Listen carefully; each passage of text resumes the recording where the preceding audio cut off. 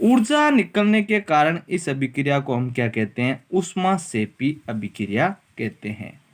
ऊर्जा के आधार पर अभिक्रिया कितने प्रकार की होती है? 2 प्रकार की होती है, एक तो ऊष्माक्षेपी और दूसरी ऊष्माशोषी अभिक्रिया। ऊष्माशोषी नाम से पता चल रहा है, ऊष्माशोषी मतलब ऊष्मा का क्या करेगी? अवशोषण। जब किसी भी अभिक्रिया में ऊष्मा का क्या होता है? अवशोषण होता है, ग्रहण करती है ऊष्मा को, तो ऐसी अभिक्रिया को हम क्या कहते हैं? ऊष्माशोषी अभिक्रिया कहते हैं।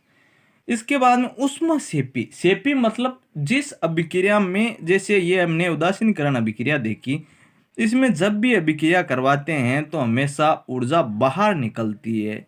इस ऊर्जा बाहर निकलने वाली अभिक्रिया को हम क्या कहते हैं? ऊष्माक्षेपी अभिक्रिया कहते हैं। इसके बाद में हम देखते हैं बच्चों आरएनएस का सिद्धांत। आरएनएस की संकल्पना। अम्ल व क्षार की सबसे पहले परिभाषा, सर्वप्रथम परिभाषा 1887 में किस वैज्ञानिक ने दी थी? आरिस्टोनस नामक वैज्ञानिक ने दी थी। इसलिए ये इस थ्योरी को हम क्या कहते हैं? आरएनएस संकल्पना या आरएनएस थ्योरी कहते हैं। तो अम्ल व क्वेश्चन आ जाए यहाँ से, जैसे बोर्ड परीक्षा में यहाँ से 1 नंबर का क्वेश्चन आ सकता है। अम्ल व क्षारक की सबसे पहले परिभाषा कौन से वैज्ञानिक ने दी थी? तो कौन से वैज्ञानिक ने दी थी?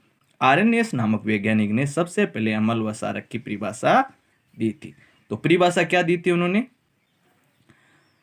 परिभाषा, जो पदार्थ जलीय विलयन में अपघटित होकर हाइड्रोजन आयन या H+ हाइड्रोजन आयन को क्या कहते हैं? H+ आयन भी कहते हैं, देते हैं, ऐसे पदार्थ क्या कहलाते हैं? अम्ल कहलाते हैं। शर्त क्या रखी उन्होंने?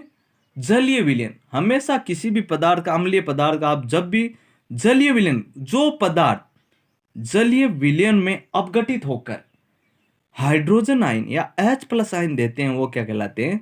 अम्ल कहलाते हैं।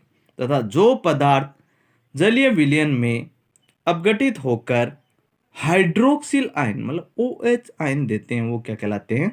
क्षार कहलाते हैं। तो जो पदार्थ जलीय विलयन में अपघटित होकर हाइड्रोजन आयन H+ आयन देते हैं, अम्ल कहलाते हैं। तथा जो पदार्थ जलीय विलयन में अपघटित होकर hydroxyl ion OH- negative ion जो देते हैं, वो क्या कहलाते हैं?